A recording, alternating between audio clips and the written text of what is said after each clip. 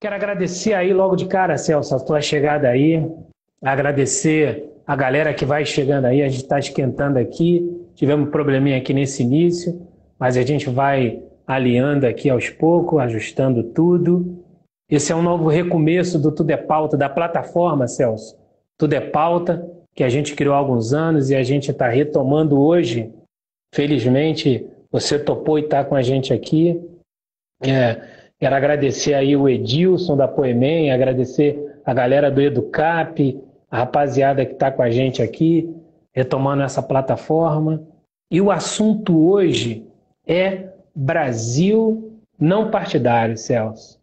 Eu queria muito conversar com alguém que tivesse a sua vivência, que tivesse a sua experiência, que a gente pudesse falar um pouco do Brasil fora desse universo tão polarizado, e não que a polarização seja estrito senso ruim, mas no sentido violento, agressivo, e é uma hora cívica. E como hoje é um recomeço, uma retomada, você vê que a gente chegou aí rapidamente a 226 pessoas já nos ouvindo. E é isso, nós não vamos falar de política partidária, nós não vamos falar de candidatos, mas eu queria muito falar do Brasil, Celso. E ninguém melhor como você, um homem envolvido e ativo, para a gente falar um pouco sobre isso. Então, eu queria que você fosse se apresentando aí, você, e falando com a galera que está com a gente aí. Ô, Reginaldo, eu agradeço o convite, né? Uma boa noite aí quem nos acompanha, todos e todas. Eu participei do Tudo em Pauta lá atrás, no início do Tudo em Pauta. Eu ainda tinha mandado deputado ainda. E eu lembro que a gente gravou aqui eu moro em Caxias, né? A gente gravou no meu antigo gabinete e foi bastante interessante. Ainda não existia essa facilidade do Instagram, das lives, né? As coisas não eram tão fáceis assim. Parece que é tanto tempo atrás, mas não é tanto tempo atrás, são alguns poucos anos, mas a comunicação evoluiu muito, né? Para o bem e para o mal, mais para o bem do que para o mal nesses últimos anos, e eu acho que a pandemia tornou esse processo de falar ao vivo, né? E para públicos amplos é mais prático, mais fácil, né?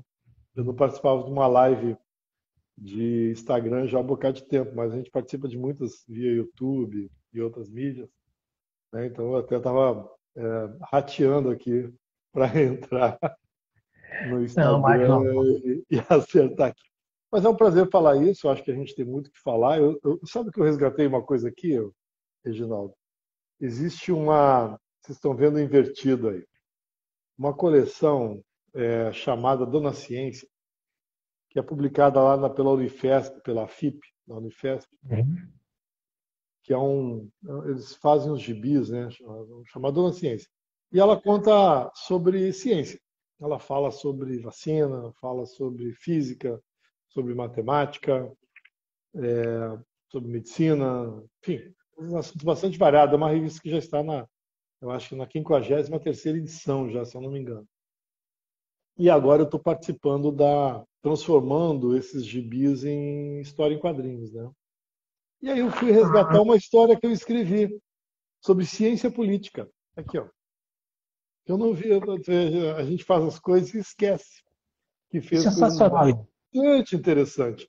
Esse gibi aqui foi publicado, eu acho, em 2018, né? Celso, só E, para a gente dar um pulinho, eu queria muito que você falasse quem é o Celso, da onde veio o Celso, a sua história do Sul até o Rio, que eu acho muito interessante a sua própria história. E aí a gente chega no Celso de hoje e no nosso tema, porque você é um cara, para mim, uma das maiores autoridades em debate de políticas públicas, do exercício de governança e desse país que eu, Reginaldo, conheço. Mas eu queria que a galera soubesse um pouco quem é o Celso, de onde veio o Celso, um pouco a sua história.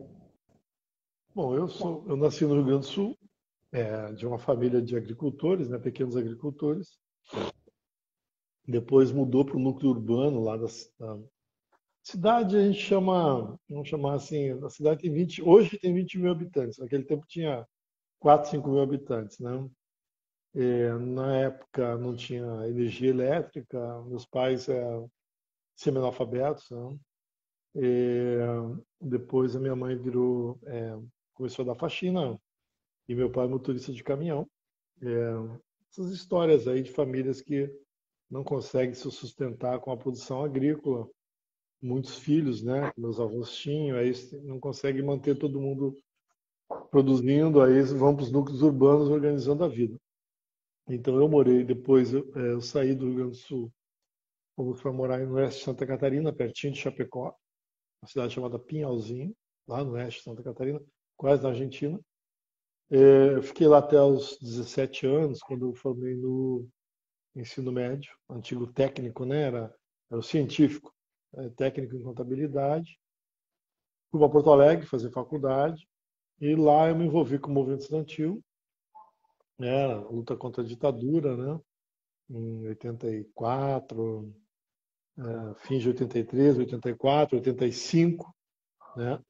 Participei do movimento Diretas Já, esse processo todo, e depois nos engajamos na luta pela Constituinte, né? Uma nova Constituinte, eu participei ativamente desse processo todos. Nisso tudo, eu participei do Diretório Central de Estudantes, depois eu fui para a União Estadual dos Estudantes, eu virei coordenador geral da União Estadual dos Estudantes do Rio Grande do Sul, isso em 88, 87. Em 88 veio o convite para assumir a Secretaria-Geral da União Nacional dos Estudantes. E para isso eu teria que me deslocar, né, para São Paulo ou Rio de Janeiro, que é onde ficam as duas sedes da Uni, as duas sedes nacionais. Eu fiz a opção pelo Rio de Janeiro, tinha um encantamento já pelo Rio de Janeiro. Vim para cá para ficar um ano, aí eu fui reeleito, aí fiquei mais um ano e meio, aí veio a questão da luta contra o Collor, né, aquela fora Collor e tal, aquelas jornadas de 92, eu participei ativamente disso, aí depois vim para a Baixada Fluminense, a convite de uma funcionária do Banerj, a Raquel Ogman, atualmente ela é professora da Unirio, à época ela era funcionária do Banerj e se elegeu presidente dos sindicatos bancários aqui da Baixada Fluminense. E me convidou para ajudar a reorganizar o sindicato. Né? Eles tinham filiado o sindicato ACUT, né? A chapa dela, e eu vim para cá para ficar mais um período e fui ficando, né? E estou aqui já Então, há nessa 30 pegada, anos já, né? Muito, então, muito adaptado já à cultura fluminense, enfim, essa coisa toda. com todo esse exercício de vida, Celso, eu e você e a galera que está aqui e muita gente que a gente conhece, temos discutido o Brasil, temos conversado o Brasil, temos falado do Brasil com ou sem envolvimento. Ainda hoje pela manhã eu participava de uma reunião longa e um intelectual durante a reunião me sacou uma pergunta e disse: Reginaldo, ele é na tua rede social que hoje você vai fazer uma live do Brasil não partidário. É possível um Brasil não partidário? Deve existir um Brasil não partidário? Seria bom um Brasil não partidário? E eu disse para ele, queria que você falasse um pouco disso também, porque a gente entra direto nesse cenário onde a gente deve chegar de volta no livro que é muito importante. A gente precisa, em algum momento, falar sobre o nosso país como a gente fala sobre a nossa casa, como a gente fala sobre a nossa vida, sem a força e a potência das influências externas. Falar porque nós vivemos nele, falar porque nós precisamos dele e falar nele até para a gente entender por que entrar em outras alas, em outros setores do debate e da discussão no Brasil sobre ele mesmo. Então, é possível, Celso, é correto falar que existe a possibilidade de falar de um Brasil não partidário para que a gente possa fazer um entendimento muito mais amplo e descontaminado quando a gente estiver tratando de país? Eu nem sei o que é não ser partidário. Eu sou tão partidário há tanto tempo na minha vida, eu sempre tive, desde que eu me conheço, eu tive partido. Primeira ação política partidária minha tinha uns 15 anos no interior. Né? É o primeiro comício que eu lembro que eu fui. Não vou falar aqui das pessoas do partido, mas eu fui. Depois eu ajudei a construir dois partidos. Então eu tenho uma vida partidária muito ativa e acho muito relevante e é um instrumento fundamental para a democracia. Assim como os sindicatos são fundamentais para a democracia, assim como as organizações da sociedade civil, que você participa e tem uma atuação muito forte. Hoje em dia é chamado terceiro setor, né? Porque elas passaram a ter uma relevância não só social como econômica, passaram a organizar parte da economia, gerar emprego, e o terceiro setor hoje ele gera um PIB, né? Mas ele tem uma atuação em geral mais social do que empresarial. Então, se a gente considerar que todos têm algum tipo de engajamento social, né? Na igreja, no clube de futebol, na escola de samba, na associação de moradores, no sindicato, né? Na associação de classe, né? A OAB, enfim, você tem um monte, ABI, você tem tantas associações de classe, né? Tem os partidos, que são também organizações parte da sociedade moderna. O surgimento dos partidos, eles são parte da democracia como nós conhecemos hoje, e do Estado como conhecemos hoje, né? Agora, obviamente, a questão do partidarismo, né? Por isso que ele é parte, né? Ele é parte de um todo, ele é parte de uma ideia, né? Ele é parte de uma sociedade, ele defende uma parte da sociedade. Então, tende, muitas vezes, quando se tem um ambiente extremo, como temos agora, a essa coisa esticar a corda, cada um para a sua parte, né? O seu partido, né? E muitas vezes a sociedade fica olhando esse processo, né? E ela tenta influenciar do seu jeito. Quando tem eleição, é um grande momento para influenciar do seu jeito. Mas também se pode ver que no processo eleitoral agora, as associações dos agricultores sem terra, dos grandes produtores do agro, a Confederação Nacional da Indústria, né?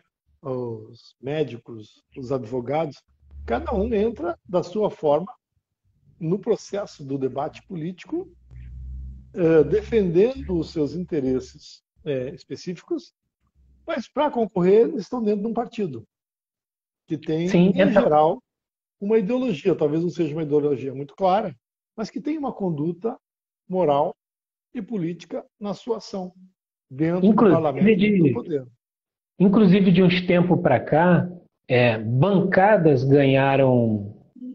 foram customizadas, né? Agora você tem desde a bancada ruralista até, lamentável e infelizmente, eu quero pegar uma aspas aqui, que no momento em que o mundo debate a paz, a gente tem a bancada da bala, né? Então foram constituídos nesse universo partidário bancada para o movimento ruralista, bancada para o movimento XYZ, e eles foram se constituindo passo a passo, né, nesses ritos de representatividade.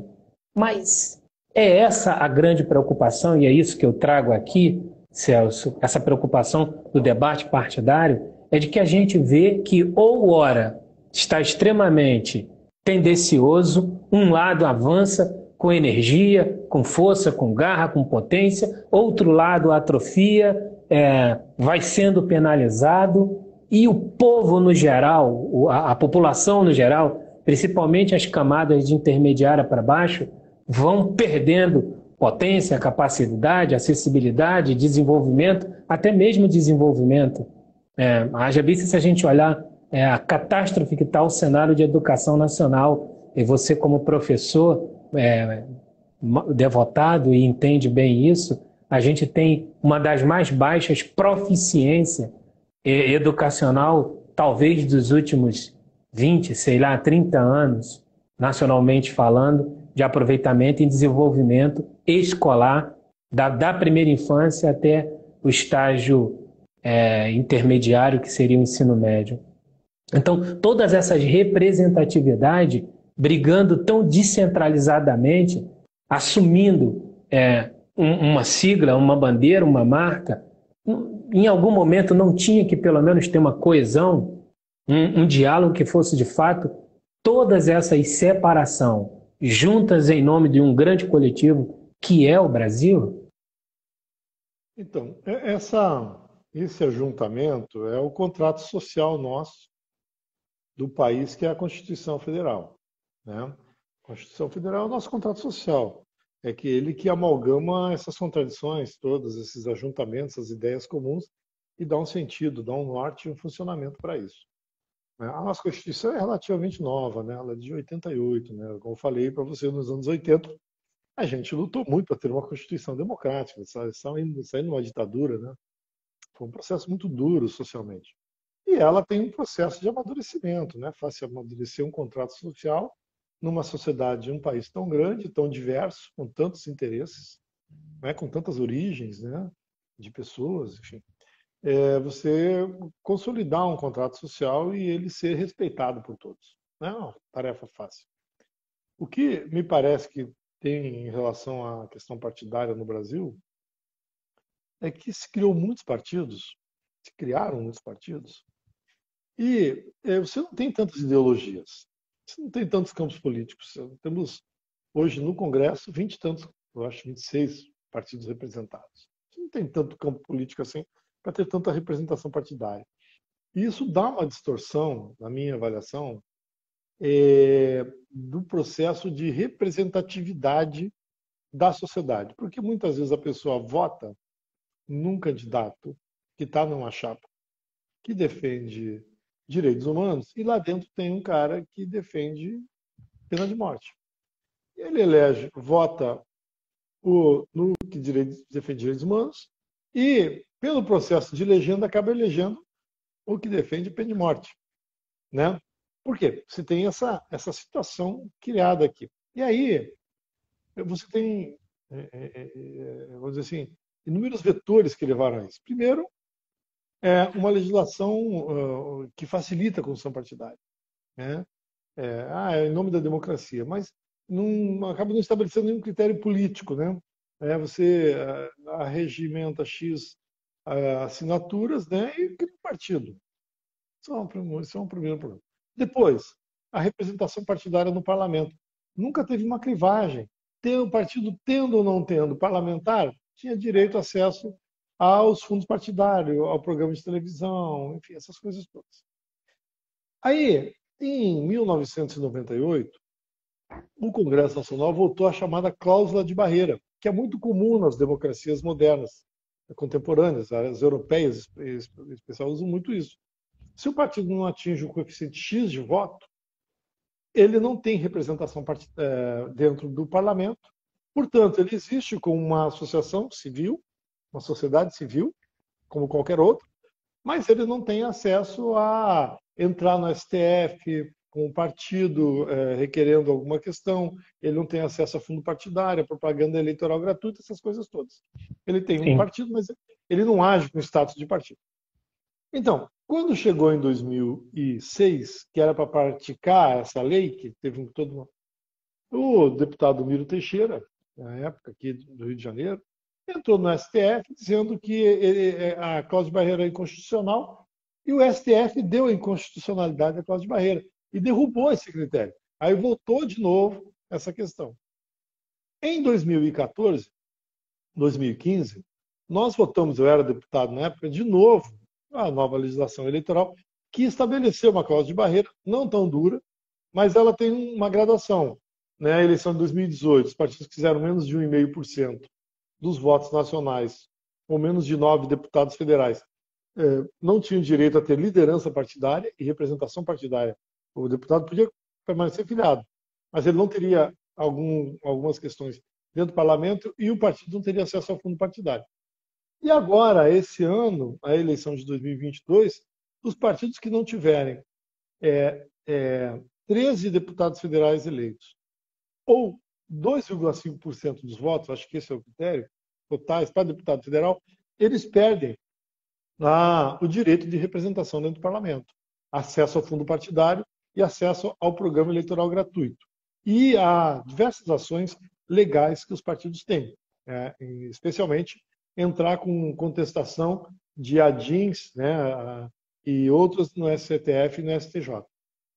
Pois bem, a clivagem, né, a cláusula de barreira de 2018 já reduziu de 35 para 27, 26 partidos. Esse agora tende a reduzir de 27, 26 para 19, 20, 21, 18 partidos. Então, E essa redução é boa? eu acho muito importante, porque na Alemanha, por exemplo, na Inglaterra, o partido que não faz 5% dos votos não tem representação partidária. Ele pode estar no parlamento, mas ele não constitui liderança, ele não tem participação em comissões temáticas, presidência de comissões temáticas, e não tem acesso à legislação partidária, alguns critérios da legislação. Por exemplo, um partido hoje ele pode, é uma das poucas instituições nacionais, assim como a OAB e algumas outras, que podem entrar no Supremo Tribunal Federal com uma ação direta de inconstitucionalidade, questionando alguma lei, por exemplo, alguma ação do governo federal.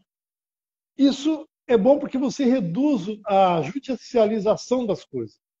Né? Esse é um ponto, Celso, se você me permite a interrupção, esse é um ponto muito importante, porque nós que lidamos com a favela, a periferia, nós que somos favelados, nós que somos de família bastante simplória, existe aqui um universo que é esse ponto que você entrou, a competência dos partidos, que gera a competência de um mandato.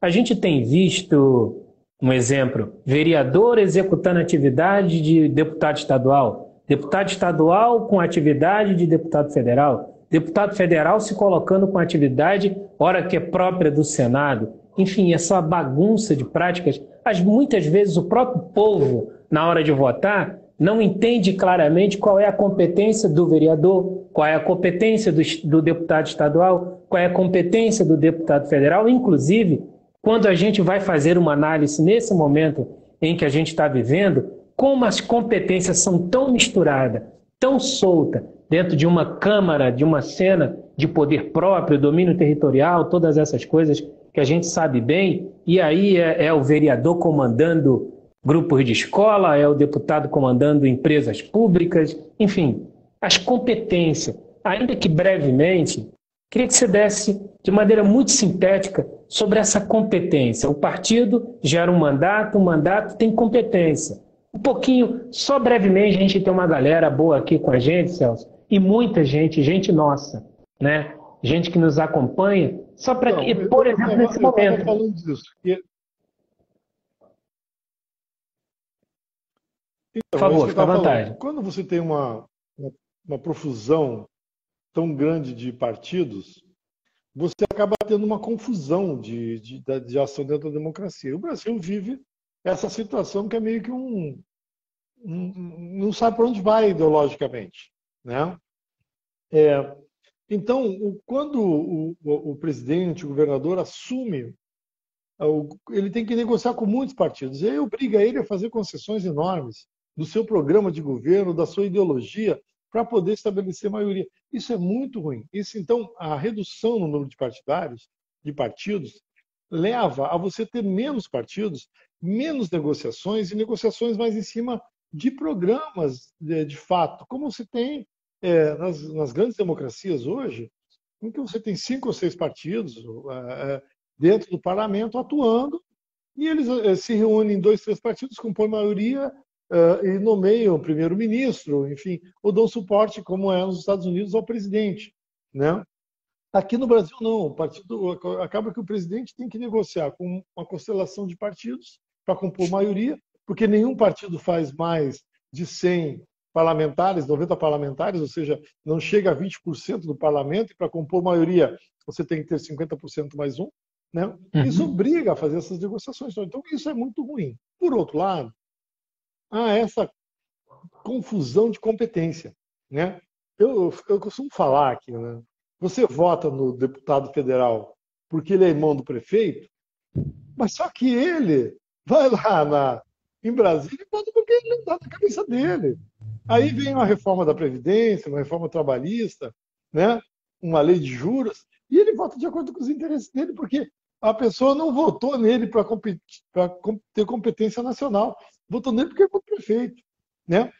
Isso Sim. É uma distorção forte da democracia brasileira, que é difícil.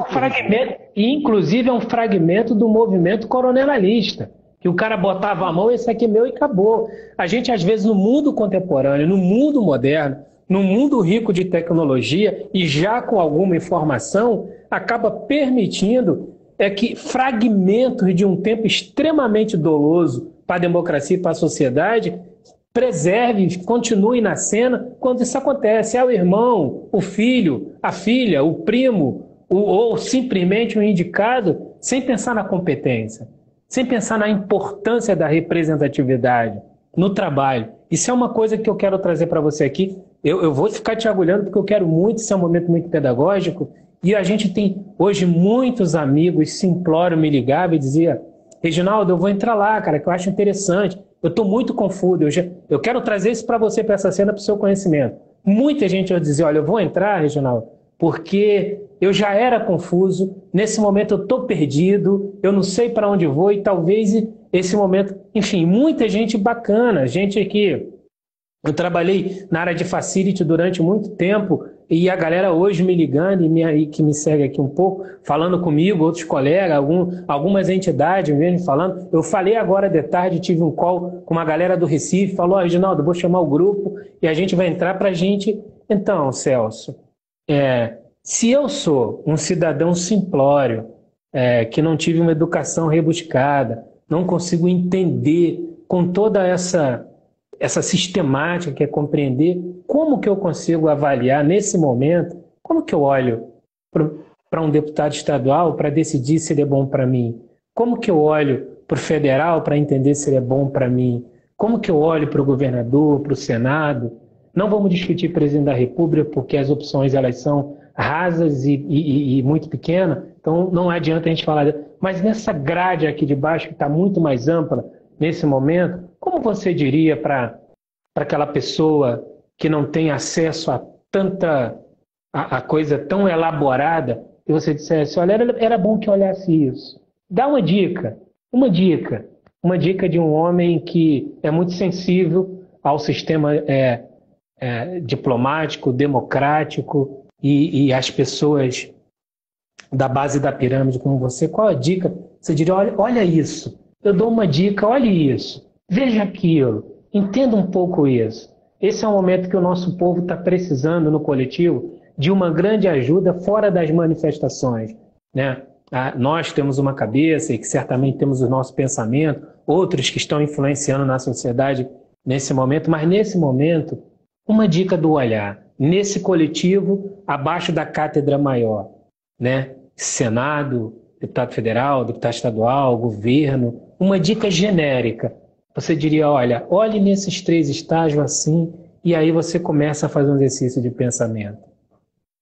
Primeiro, se é um candidato que está concorrendo à reeleição, é ir no site da Câmara, ou da Assembleia Legislativa, ou do Senado Federal, e ver no que ele já votou.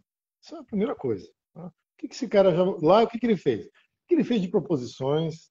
O que ele votou? Isso me contempla? Tá bom, vamos ajudar a reeleger. Primeira coisa.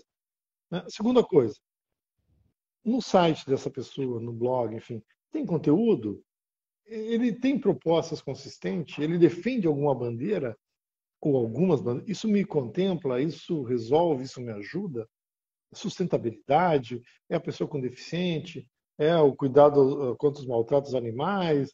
É a legislação trabalhista? O que esse cara defende? É a reforma tributária? Eu gosto desse negócio de tem que mexer na questão de impostos? Pô, é isso mesmo?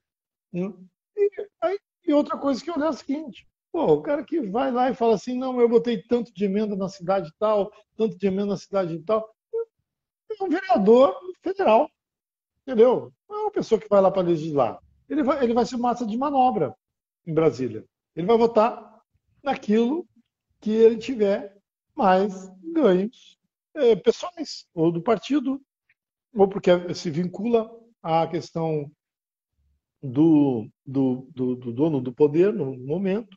Então tem que olhar essas coisas assim. Eu olho sempre ideologia, mas é que como faço parte desse mundo, então não dá para a gente falar como eu penso. Mas assim, se eu fosse votar, né, primeira coisa, ele já é candidato, eu gostei desse cara. Vamos lá no site, porque é tudo aberto, está tudo em aberto. As informações estão lá. Bom, teve tantas votações, ele votou como? Isso me agrada? Isso me contempla? Eu gosto do voto dele lá? Ah, que projetos que ele apresentou. Interessante. Fez um relatório da lei tal. Pô, que legal. Não, isso é muito ruim esse relatório dele, não gostei. Enfim, dá essa olhada. Olha o partido, o que o partido defende, né? É muito importante, né? Assim que as pessoas façam essa clivagem, aprendam a fazer isso. E é necessário que façam isso, né? Para reduzir ao máximo o número de erros. Em 2019, no fim de 2018, Reginaldo, eu fui chamado pela Sociedade Brasileira para o Progresso da Ciência e pela Academia Brasileira de Ciências e pelas associações que reúnem os reitores das instituições de ensino superior para criar um escritório em Brasília para defender os interesses desse setor junto ao Congresso. Eu tenho uma experiência parlamentar, conhecimento parlamentar, havia perdido a eleição, né, e me convidaram para organizar. E eu ajudei a organizar uma coisa chamada Iniciativa para a Ciência e a Tecnologia no Parlamento, ictp.br. E inclusive, fui secretário executivo da ICTP até janeiro desse ano. Eu saí para, obviamente, ser substituído uma nova pessoa a tocar, áreas novas e tal, e porque eu queria estar ali para fazer campanha eleitoral. Pois bem, a ICTP, por exemplo, hoje, que eu ajudei a montar, é uma instituição, ela não existe formalmente, ela é uma coalizão de entidades, hoje em dia ela reúne mais de 30 entidades que atuam na área de inovação, de ciência e tecnologia, a gente construiu uma potência, já influenciou a votação de diversas leis, tanto para aprovar como para não aprovar. É uma instituição, por exemplo, que você pode olhar o que eles defendem no site e como votos parlamentares você vai ver. Em geral, quem vota contra a posição da CTP são parlamentares que não têm preocupação com a ciência, com o ensino superior, com a pesquisa, com a inovação. Então, são coisas assim que a gente tem que procurar ver o que nos representa, o que nos interessa, o que interessa à minha comunidade, ao meu grupo social, à minha família, dizer, bom, esse me representa, esse não me representa, né? E definir o voto a partir daí, né? E não definir apenas porque botou uma boca de urna, porque te deu um tapinha nas costas, porque é irmão do prefeito, porque é amigo de não sei quem, porque isso de fato não resolve, né? Hoje, inclusive, Você é um contador, tem alguém que defende a pauta dos contadores. Pô, pode ser um bom caminho, é médico, pô, é corporativo, mas é um caminho para você decidir o voto, né? É um sim. caminho, né? Hoje, inclusive, o Brasil amanheceu com golpe na ciência, né, Celso? Falando nisso. É, Foi retirado um recurso importante no momento em que o mundo inteiro rediscute o seu status salubre a partir do tratamento de saúde, com a pandemia iniciada nos últimos anos, o mundo inteiro, desde países economicamente abastados a países economicamente menos abastados, estão repensando e voltando seus olhares para o mundo da ciência intra e da ciência externa para se relacionar.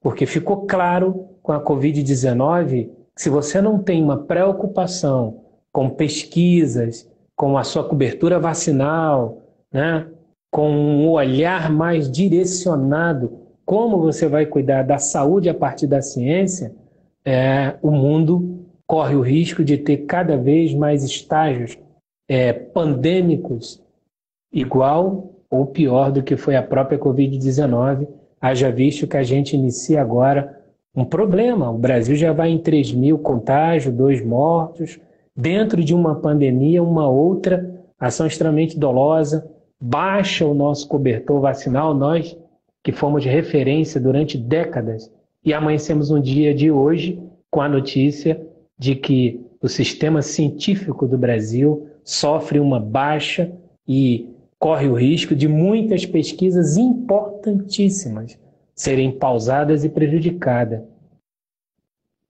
é o Reginaldo, das grandes nações, assim, das nações relevantes, o Brasil é o único que está cortando dinheiro da ciência, é uma coisa impressionante, né?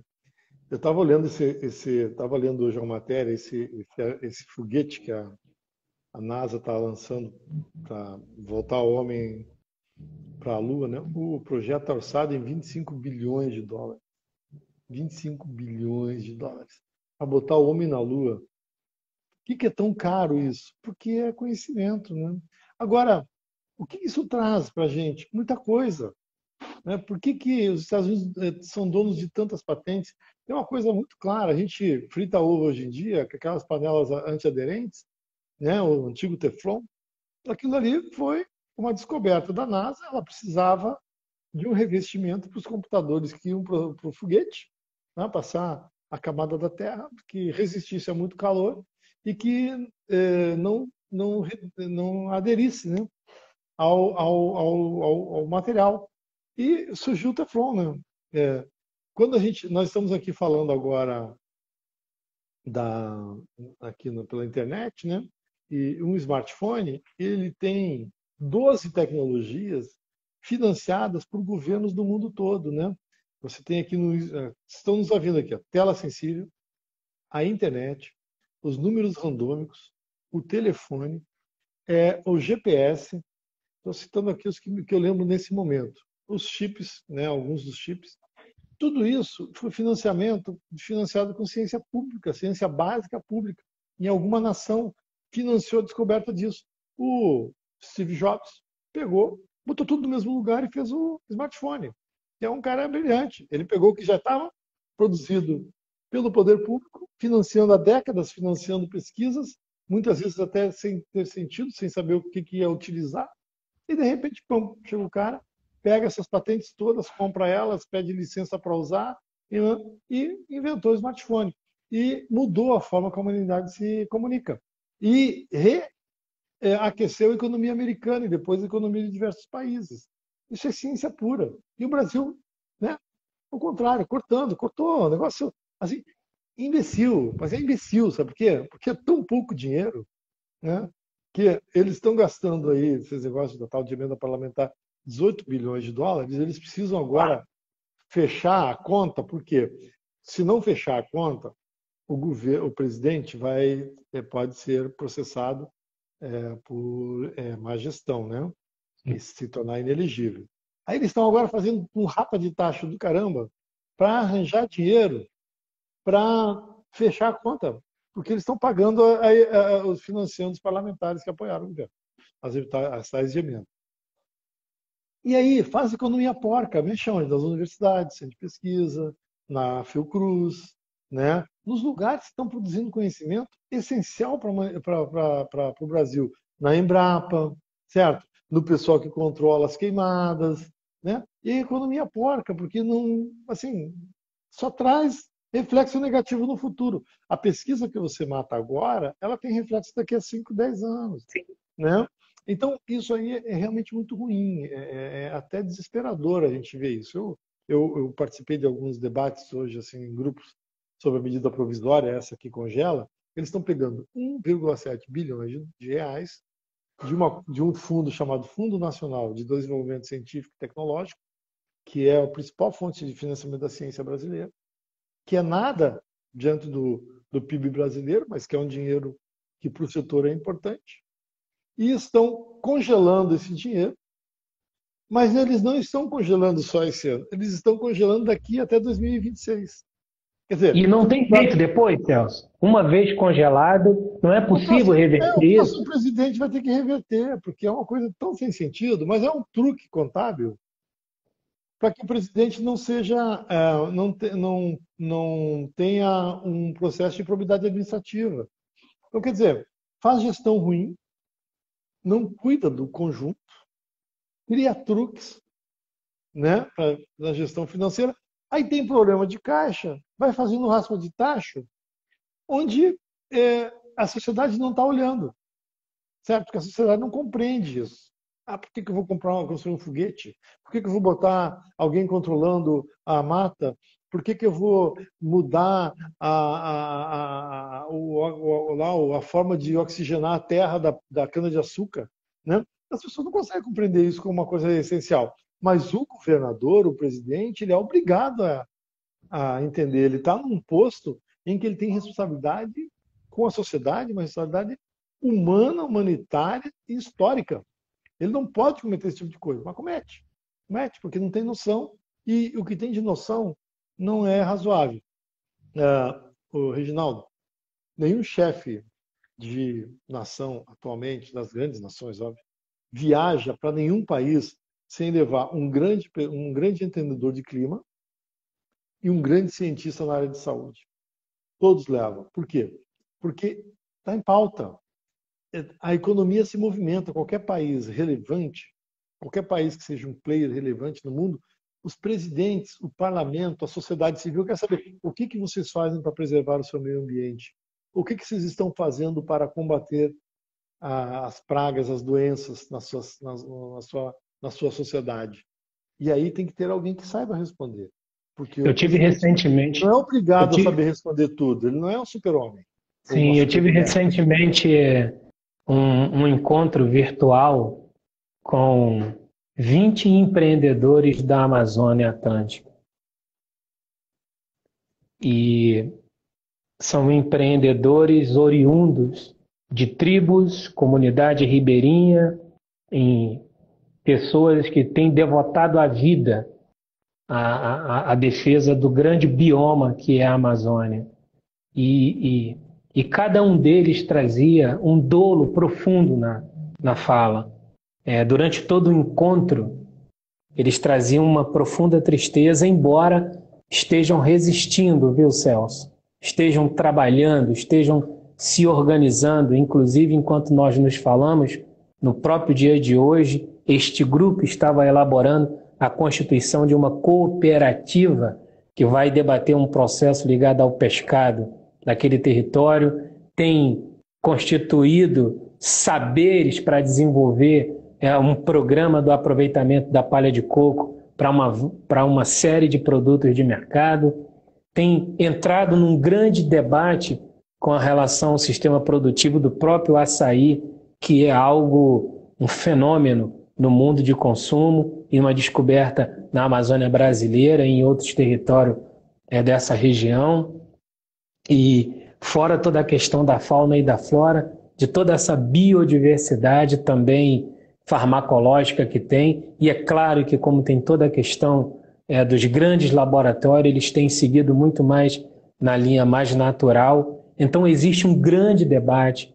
Esse é um grupo de 20 empreendedores, mas eles se somam a outros grupos da região amazônica que estão organizados, conversando e num processo de resistência dentro, é claro, daquilo que é possível, porque embora nós brasileiros não saibamos, porque a gente fica sufocado com tanta reportagem dolorosa dessas regiões, estes grupos que tentam resistir, desenvolvendo um modelo de empreendedorismo sustentável, dialogando as capacidades das reservas mais próximas, dos insumos que eles conseguem trabalhar, têm enfrentado grupos armados, têm enfrentado uma violência que tem levado a vítima de assassinato e homicídio a dezenas e centenas nos últimos tempos.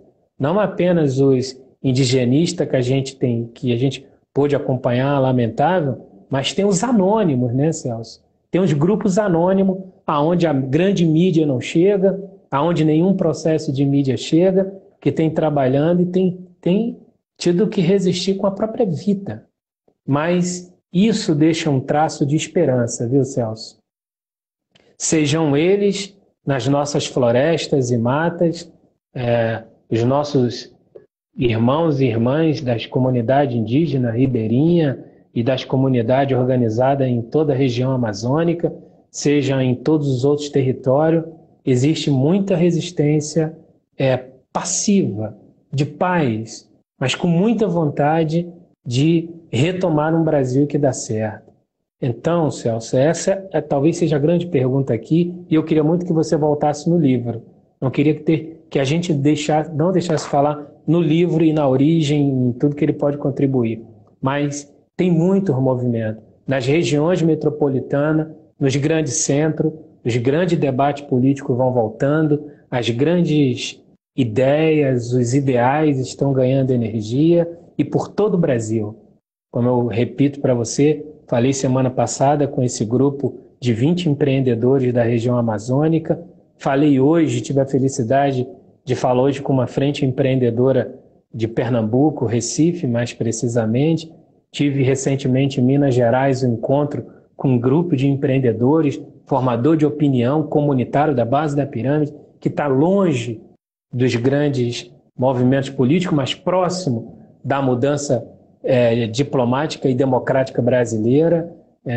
Eu cheguei de São Paulo agora, onde tive um encontro na periferia, na região central de São Paulo, conversando um pouco sobre toda essa questão do Brasil. É claro que eu estava lançando um livro, mas aproveitei e a gente falou muito do Brasil. Estou falando com você aqui agora, e nesse cenário doloso que a gente entrou nos últimos anos, você diria que, somando isso ao seu próprio trabalho, que é um grande operário disso, com todo o seu grupo, do qual eu faço parte com muita honra e orgulho e respeito e admiração, você acredita, Celso, que a gente vai marchando, ainda que com alguma lentidão, um processo de reestruturação e de retomada do Brasil que a gente sempre esperou ter?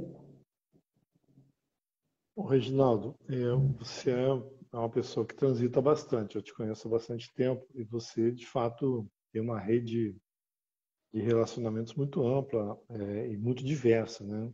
Com grupos sociais de diferentes capacidades de elaboração, de atuação, de influência na sociedade, diferentes interesses, de diferentes classes econômicas, né? Classes sociais.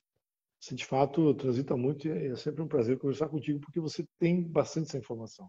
Lembro que esse dia a gente falou, você estava lá em Nova York, na Bolsa de Nova York, lá batendo martelo e tal. Achei muito legal essa experiência. Né? É bem legal a gente ter amigos que transitam desse jeito. Né? E a gente vai adquirindo um conjunto de experiências. Eu também tenho alguma vivência, então a gente vai adquirindo um conjunto de experiências. O Trotsky, um revolucionário russo, ele tem uma frase que ele fala assim: socialismo ou barbárie.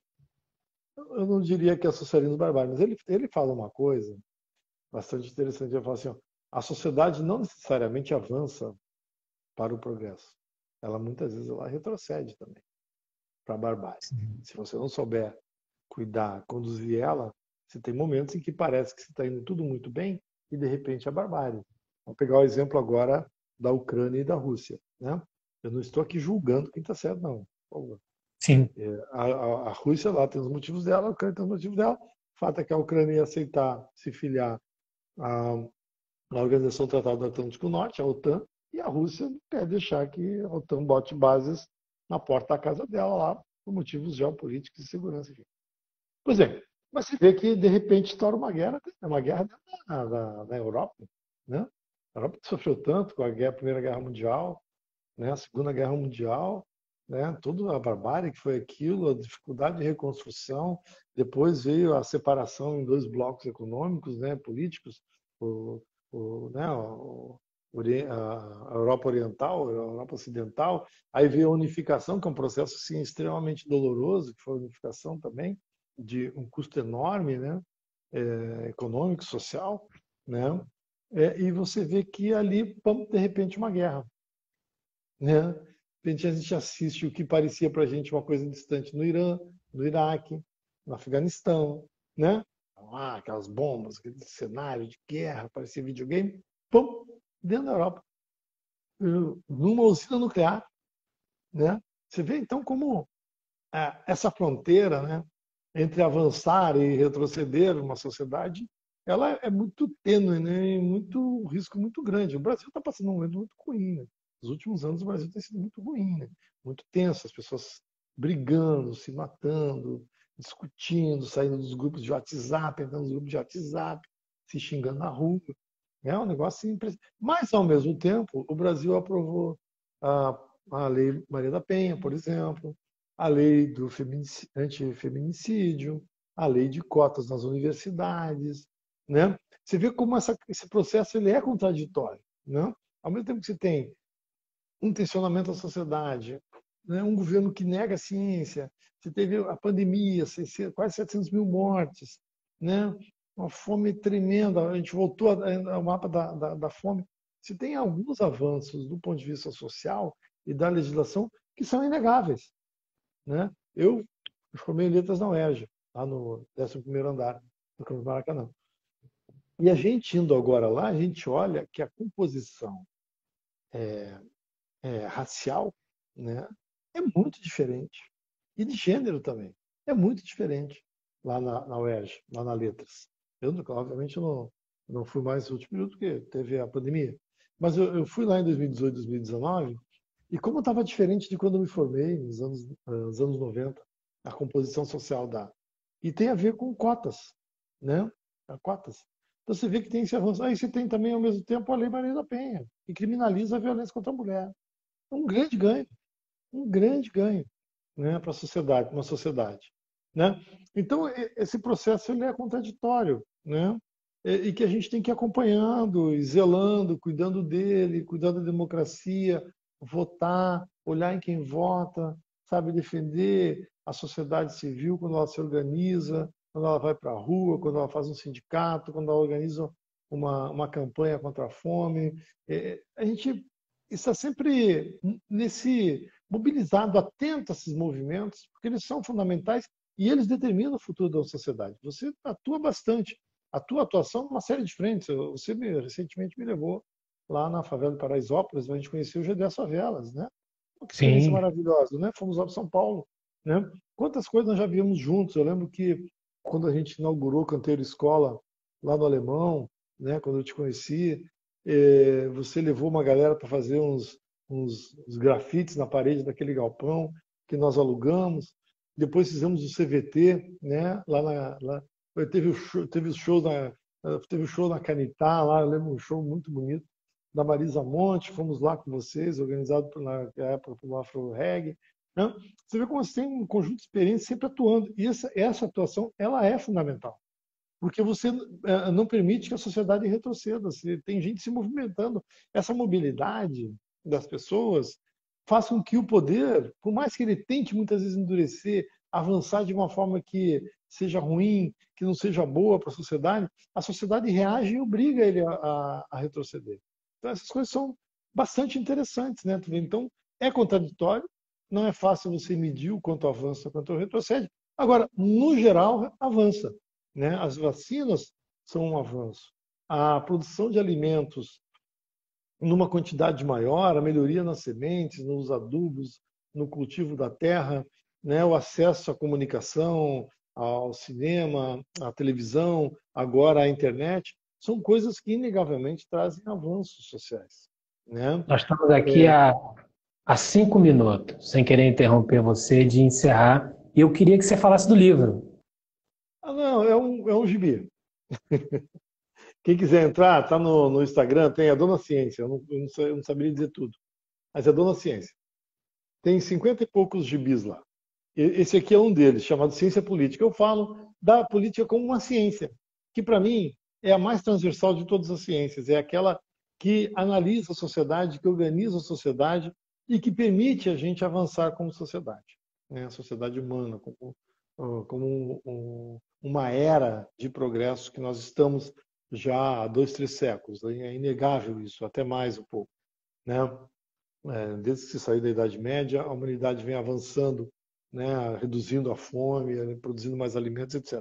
Então, esse livro aqui ele fala um pouquinho disso, né? Da política, ela não toca em partido, ele fala da política como uma ciência, né? Não é há muito tempo que a política é considerada uma ciência, tem pouco tempo, mas ele é uma ciência e ele é um campo de estudo e ele é um campo de estudo multidisciplinar, porque ele entra na sociedade como um todo e ele influencia as relações da sociedade no seu conjunto, na política, na economia, na cultura, né, na religião, né, enfim. E por isso é interessante. É Dona Ciência.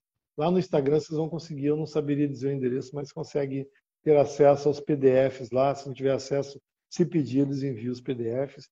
E nós estamos agora fechando primeira história em quadrinhos, a primeira animação.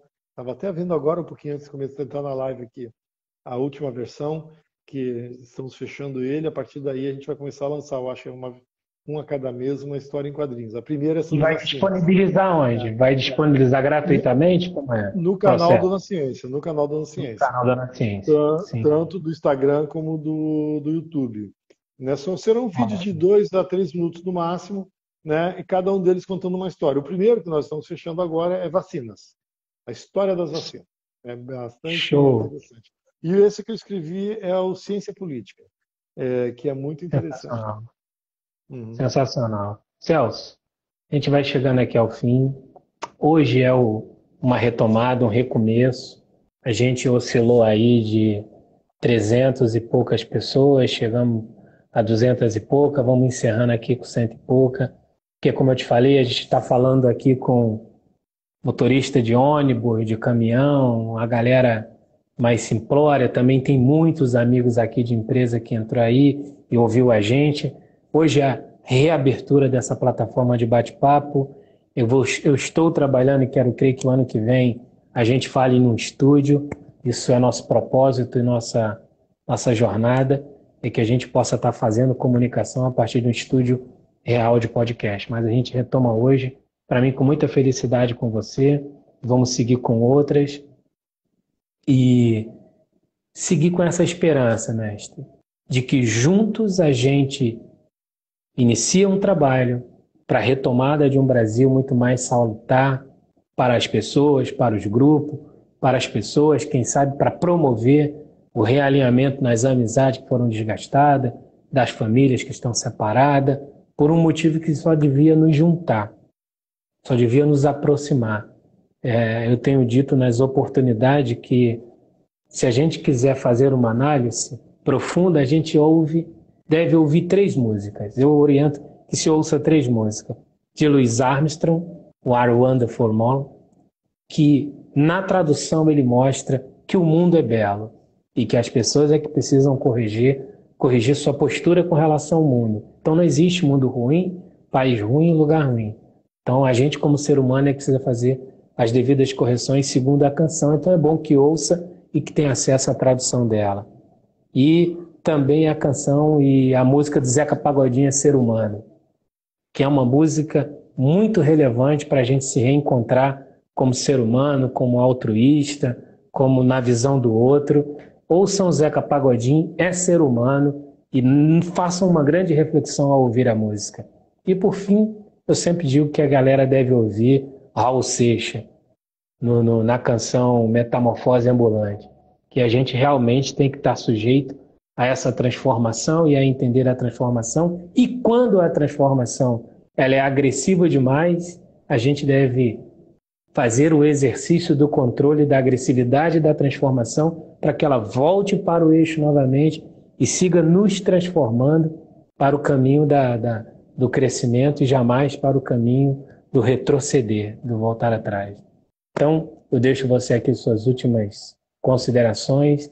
Agradeço a você, agradeço ao Edilson da Poemen, ao Educap e a cada um que esteve aqui com a gente no dia de hoje. Obrigado pela oportunidade, uma boa noite a todos e todas.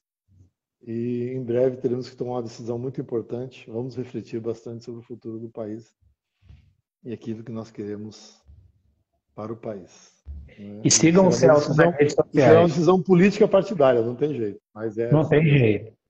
Mas aí a galera vai seguir você nas suas redes sociais e vai ver o seu posicionamento e entra lá, faz pergunta e espeta ele lá nas redes dele, que aí ele se obriga a responder todos os porquês e por que a jornada e as escolhas, né, Celso?